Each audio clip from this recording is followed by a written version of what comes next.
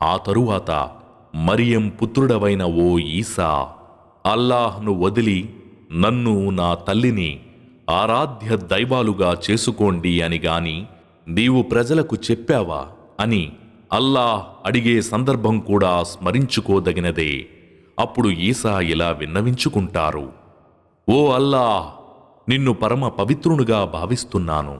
ఏ మాటను అనే హక్కు నాకు లేదో అలాంటి మాటను అనటం నాకేమాత్రం తగదు. ఒకవేళ నేను గనక అలాంటిదేదైనా అని ఉంటే అది నీకు తెలిసి ఉండేది.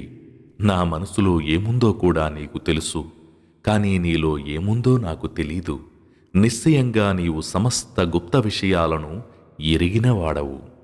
నా ప్రభువు, మీ ప్రభువు అయిన అల్లాహ్ను మాత్రమే ఆరాధించండి అని నీవు చెప్పమని ఆజ్ఞాపించిన విషయం తప్ప మరో మాటను నేను వారికి చెప్పలేదు.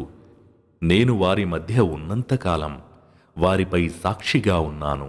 నీవు నన్ను పైకి లేపుకున్న తరువాత నువ్వే వారిని కనిపెట్టుకుని ఉన్నావు. వాస్తవానికి అన్ని విషయాలను కనిపెట్టుకుని ఉండేవాడవు నువ్వే. ఒకవేళ నీవు వారిని శిక్షించినట్లయితే వారు నీ దాసులు. నీవు గనక వారిని క్షమించినట్లయితే నిశ్చయంగా నీవు సర్వాధిక్యుడవు, వివేచనాపరుడవు.